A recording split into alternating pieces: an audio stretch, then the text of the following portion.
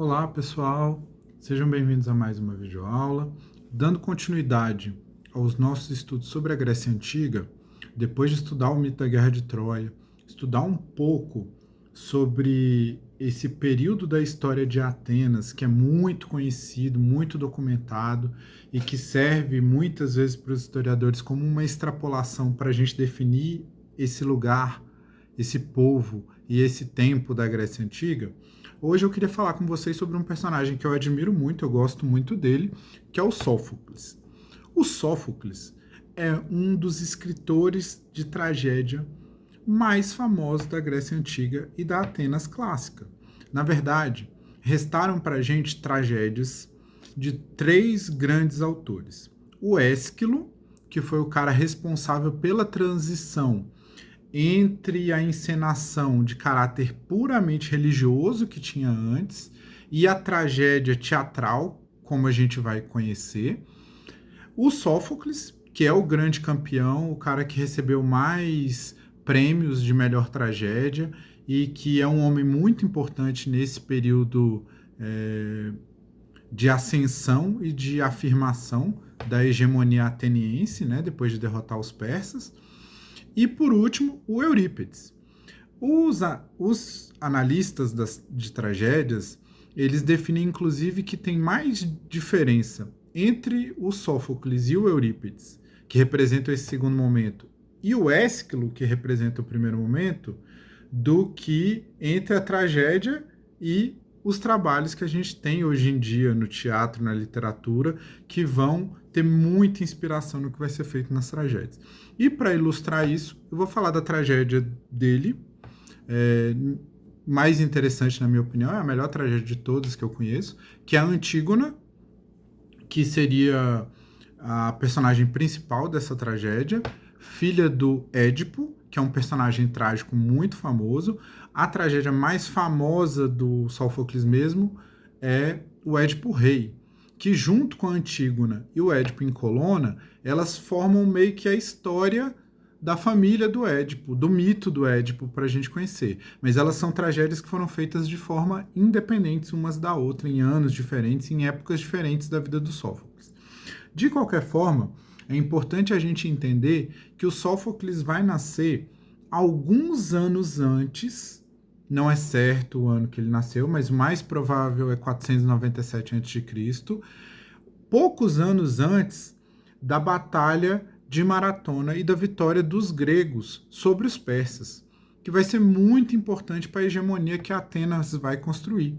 Então ele vai crescer numa família rica, numa família de posse, uma família importante, ele vai ser muito bem educado, e com isso ele vai viver a longa vida dele, porque ele vai viver cerca de 90 anos, no qual ele vai ser estrategos por 2 vezes, ele vai desempenhar vários papéis públicos dentro de Atenas, e aí vocês podem depois olhar aí no texto do vídeo, que tem mais detalhadamente as informações sobre a vida dele, e ele vai viver esse período até no fim da vida dele, quando ele já está vendo esse império ateniense que se impôs com a mesma violência que os persas tentaram vir impor às cidades-estados da Grécia. No final, Atenas vai estar decadente justamente por não conseguir manter essa hegemonia dessa forma. Essa decadência que Atenas vai ter depois, já nesse período do final da vida do Sófocles, vai acontecer por causa da Guerra do Peloponeso,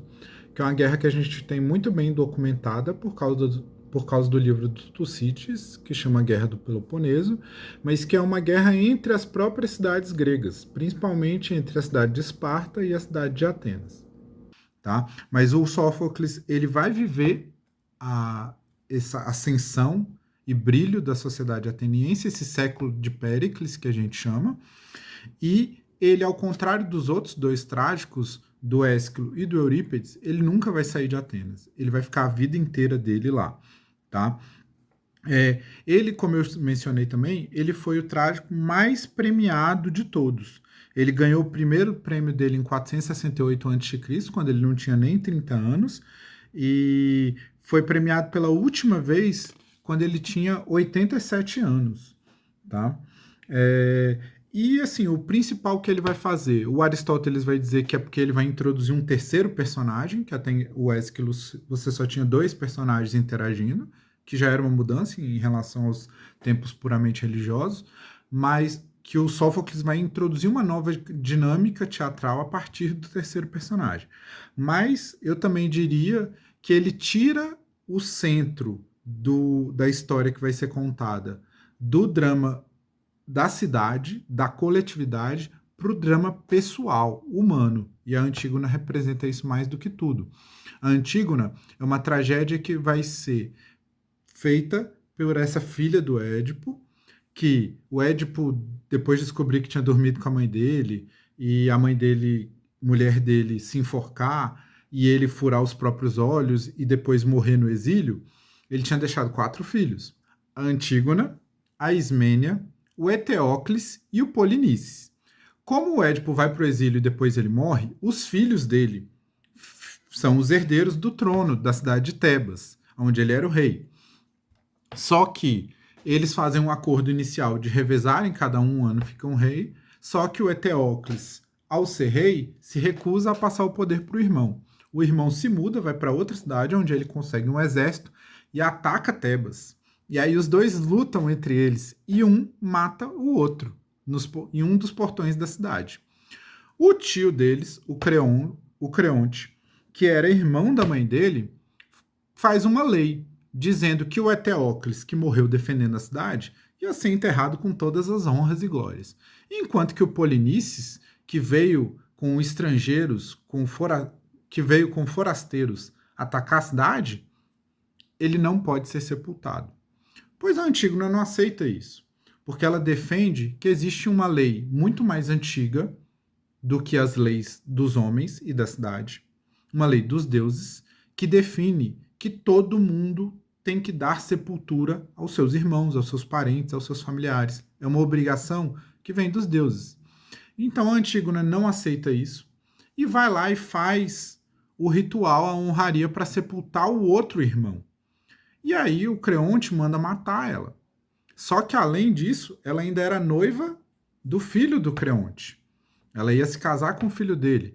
Então o filho dele, o Aemon, não aceita, discute com o pai. O Coro, que é uma figura muito importante dentro da tragédia, porque ele representa uma voz coletiva.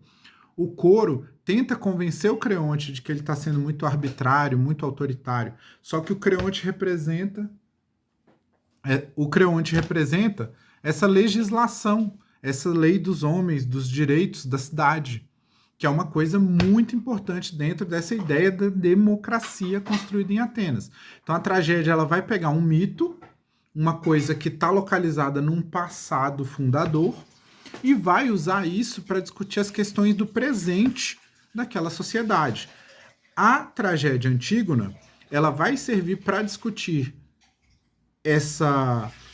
esse conflito inevitável e que não tem solução, porque no final a Antígona vai morrer, sendo que ela não estava errada. Ela é uma heroína trágica por isso.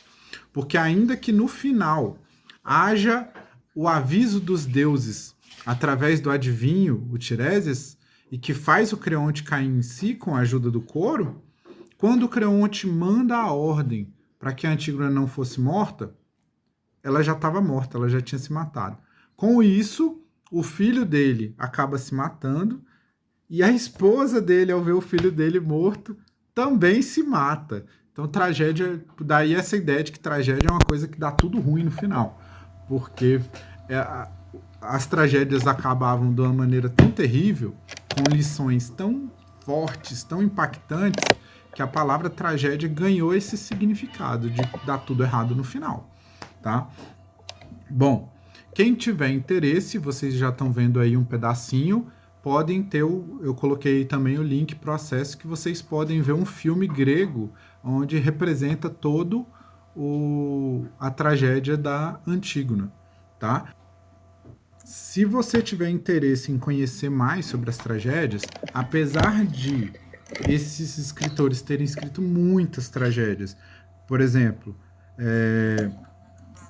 calcula-se que o Ésquilo escreveu cerca de 90 tragédias, que o Sófocles escreveu mais de 100. Chega a ser mencionado que ele teria escrito 130 tragédias.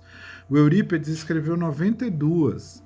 E dessas todas, quase 300 tragédias, a gente só tem 32 que sobraram inteiras. Dos Sófocles, apenas 7. E nessas tragédias que a gente tem, sempre tem os mesmos temas relacionados com a mitologia grega, que são ou a Guerra de Troia, ou o Héracles, que a gente conhece como Hércules, que é o nome romano dele, filho dos Zeus, ou sobre a família do Édipo. As únicas exceções são uma tragédia chamada Os Persas, do Ésquilo, que fala sobre a luta contra os persas, e As Bacantes, que é uma tragédia do Eurípides, e tem a ver com o deus Dionísio, a quem eram consagradas as tragédias. Como eu mencionei também, essas tragédias elas existem durante um período muito curto de tempo, pouco maior do que 100 anos, que corresponde a esse período do apogeu, da glória de Atenas. Se vocês tiverem interesse, vocês também podem ler essa reportagem que eu estou colocando o link, que mostra que até hoje, 2.500 anos depois, Antígona ainda é a peça mais encenada no mundo inteiro. Espero que vocês tenham gostado, pessoal. Até a próxima aula.